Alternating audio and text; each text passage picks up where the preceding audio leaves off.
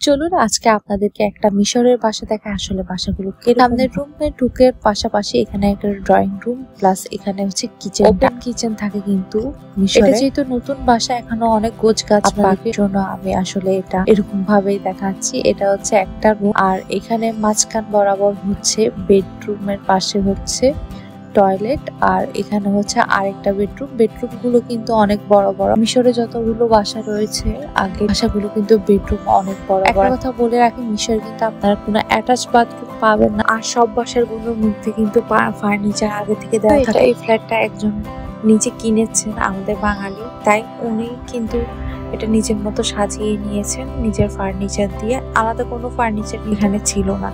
কিন্তু মেন তথ্য হচ্ছে যে আপনারা যখন মিশরে নেবেন আপনাদেরকে A to Z সব রকমের সব ফার্নিচার কিন্তু তারা প্রোভাইড করবে।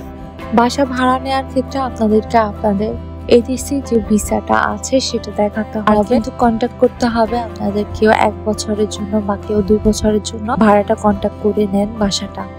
সবগুলো বাসাতে কিন্তু মোটামুটি অনেক ফার্নিচার থাকে আর আলাদা কোনো ফার্নিচার কেনার দরকার হয় না। বিশাল বারান্দা, এখানে কিছু গাছপালা আর কিছু কবুতরের ঘর রয়েছে সামনে। আপনারা যারা অক্টোবরের মধ্যে বাসা নিতে চান তারা কিন্তু খুব সুন্দর সুন্দর বাসা পেয়ে যাবেন। গেটের ভিতরে অক্টোবরের গেটের ভিতরে বাসা ভাড়াটা একটু বেশি, এই জিনিসটা মাথায় রেখে আপনারা আসবেন। মোস্ট ইম্পর্টেন্ট থিং হলো যে বাইরে লাইনের গ্যাস পেয়ে যাবেন কিন্তু গেটের ভিতরে লাইনের গ্যাস পাবেন। জিনিসটাও আপনারা দেখে শুনে তারপরেই বলতে চাই যে গেটের ভিতরে পরিবেশটা কিন্তু অনেক গেটের বাইরে কিন্তু একটা হিবিজিবি পরিবেশ আছে। তো আজকের ভিডিওটাই এই পর্যন্তই। হোপফুলি ভিডিওটা আপনাদের ভালো লাগবে আর অনেক হেল্পফুল লাগবে।